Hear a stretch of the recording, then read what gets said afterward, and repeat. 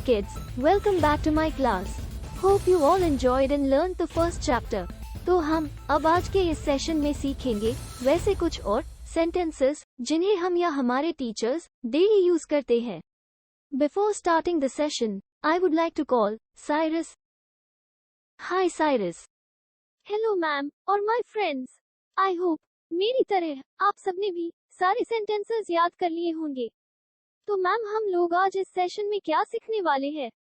इस सेशन में हम लोग कोशिश करेंगे वैसे सारे सेंटेंसेस को कवर करने की जिन्हें हम या हमारे टीचर्स रेगुलर स्कूल या क्लास में यूज करते हैं.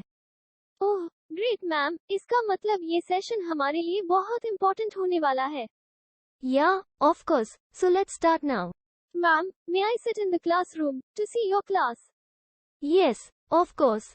Thank you ma'am. पहले कुछ ऐसे सेंटेंसेस को देखते हैं जो हमारी टीचर स्कूल या क्लास के दौरान यूज करती हैं. एक कतार बनाओ, यानी कि एक लाइन में खड़े होने के लिए ऐसा कहती है. इसके लिए इंग्लिश में कहेंगे मेक अ क्यू. आराम से खड़े रहो. जब आप असेंबली में खड़े होते हो तो आपको ज्यादातर ऐसा कहा जाता है. इसके लिए इंग्लिश में कहेंगे स्टैंड इन ईज. लाइन में लग जाओ, यानी कतार में लग जाओ. जब आप इधर उधर रहते हैं तो टीचर्स लाइन में लगने के लिए ऐसा कहती है. इसके लिए इंग्लिश में कहेंगे गेट इन लाइन. एक एक करके आओ, ऐसा कहते आपने अपनी टीचर्स को जरूर सुना होगा. इसके लिए इंग्लिश में कहेंगे कम वन बाय वन. इन सेंटेंसेस को टीचर्स ऑलमोस्ट हमेशा यूज करती है. उसी तरह एक एक करके बोलो के लिए इंग्लिश में कहेंगे speak one at a time. ऐसा नहीं है कि इन सेंटेंसेस को सिर्फ टीचर्स ही बोले, इन्हें डिफरेंट सिनेरियो में आप भी बोल सकते हैं. So remember these sentences also.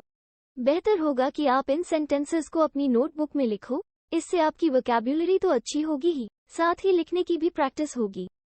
Assembly या क्लास में आपको बोला जाता होगा अपनी बारी का इंतजार करो, तो इसके लिए इंग्लिश में कहेंगे वेट फॉर योर टर्न. जब आप अपने फ्रेंड्स के साथ कहीं एक जगह पर गपशप करते रहते हो या फिर कोई बदमाशी करते रहते हो और अचानक वहाँ कोई टीचर या सीनियर आपको देख लेता है, तो वे आपको ऐसा कहते होंगे यहाँ क्या हो रहा है. इसे इंग्लिश में कहेंगे What is happening here? इसी तरह जनरली कुछ पूछने के लिए ऐसा कह सकते हैं क्या चल रहा है. इसके लिए इंग्लिश में कहेंगे What is going on? अब वैसे सेंटेंसेस को देखते हैं जिन्हें टीचर्स पढ़ाते वक्त अक्सर यूज करती है. जैसे इंग्लिश की किताब निकालो. इसे इंग्लिश में कहेंगे take out your English book. अपनी कॉपी लेके आओ. इसके लिए इंग्लिश में कहेंगे ब्रिंग यू नोटबुक. याद रखना, हम बोलचाल की भाषा में नोटबुक को कॉपी बोल देते हैं, जो गलत है. कॉपी का मीनिंग होता है नकल करना. इसलिए आप कॉपी की जगह नोटबुक बोलने की आदत डालो. क्या आप सबने अपना होमवर्क पूरा कर लिया है? ऐसा टीचर आमतौर पर क्लास में पूछती होंगी. इसके लिए इंग्लिश में कहेंगी have you all done your homework? अपनी किताब का पेज नंबर 19 निकालो. पढ़ाने के दौरान टीचर्स ऐसा तो हमेशा बोलते होंगे, या आपको भी ऐसा बोलना पड़ सकता है. इसके लिए इंग्लिश में कहेंगे open your book at page number 19. आपकी नोटबुक चेक करने के दौरान टीचर्स ऐसा कह सकते हैं अगर आपने गंदा या गलत लिखा होगा तो ये क्या लिखा है तुमने? इसके लिए इंग्लिश में कहेंगे what have you written here? अगर आपकी राइटिंग थोड़ी गंदी है या आपने किसी कारण से थोड़ा गंदा लिखा हो तो टीचर कह सकती है थोड़ा गंदा लिखे हो. इसको इंग्लिश में कहेंगे इट्स अ लिटिल मेसी. या फिर ऐसा भी कह सकती है साफ साफ लिखने की कोशिश करो. इसके लिए इंग्लिश में कहेंगे ट्राई राइटिंग नीटली. हमने कोशिश किया है कि टीचर स्कूल में, क्लास में या फिर पढ़ाने के दौरान जो भी सेंटेंसेस का ज्यादातर प्रयोग करती है उनको एक जगह कलेक्ट करके आपको सिखाना, ताकि जब कभी भी आपकी टीचर या कोई भी ऐसे सेंटेंस आपको बोले तो आप उसे समझ सको और यथासंभव उनका रिप्लाई भी इंग्लिश में कर सको. इस सेशन में हम इन सेंटेंसेस को याद करेंगे और बोलने की प्रैक्टिस करेंगे. फिर इसके बाद वाले सेशन में हम इनका रिप्लाई कैसे करेंगे उसको सीखेंगे. अब देखते हैं अगला सेंटेंस. जब टीचर बोर्ड पर कुछ लिखती है और उन्हें लगता है कि ये इम्पोर्टेंट है तो कहती है इसे लिख लो या फिर इसको लिख लो. इसे इंग्लिश में कहेंगे राइट इट डाउन. या फिर ऐसा भी कह सकती है इसे बिल्कुल ऐसे ही लिखो.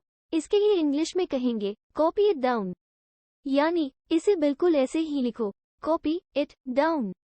एक लाइन छोड़कर लिखो. नोटबुक में लिखते वक्त आपको ऐसा कहा गया होगा. इसके लिए इंग्लिश में कहेंगे स्किप अ लाइन. अगर टीचर को कहना है इस प्रश्न का जवाब दो, तो वो इंग्लिश में कहेंगी आंसर दिस क्वेश्चन।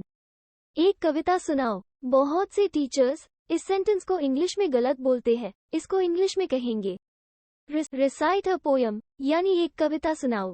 तो अब जल्दी जल्दी कुछ और सेंटेंसेस को देखते हैं। अपनी पेंसिल छील लो, इसे इंग्लिश में कहेंगे शार्पन योर पेंसिल। अगला है सुनकर दोहराओ, इसे कहेंगे listen and repeat. Junior class के बच्चों को पेन से नहीं लिखना चाहिए। अगर आप लिखते होंगे तो टीचर कहते होंगे पेन से मत लिखो, इसे कहेंगे don't write with a pen. जोर से पढ़ो, यानी कि थोड़ा तेज आवाज में पढ़ो। जोर से पढ़ो को इंग्लिश में कहेंगे रीड आउट लाउडली। पढ़ाते पढ़ाते टीचर ऐसा कहते होंगे क्या आप समझ गए जो मैंने कहा, इसे इंग्लिश में कहेंगे did you understand what I said. कुछ और पूछना है? अगर कुछ और पूछना हो तो आप मुझे कमेंट करके पूछ सकते हैं। वैसे कुछ और पूछना है को इंग्लिश में कहेंगे is there anything else to ask. तो आज हम इस सेशन को यही समाप्त करते हैं। अगला सेशन कुछ अलग तो होगा ही और बहुत मजेदार भी होगा। So keep practising these sentences and stay tuned with us. See you soon in the next session. Till then, bye bye and take care of yourself.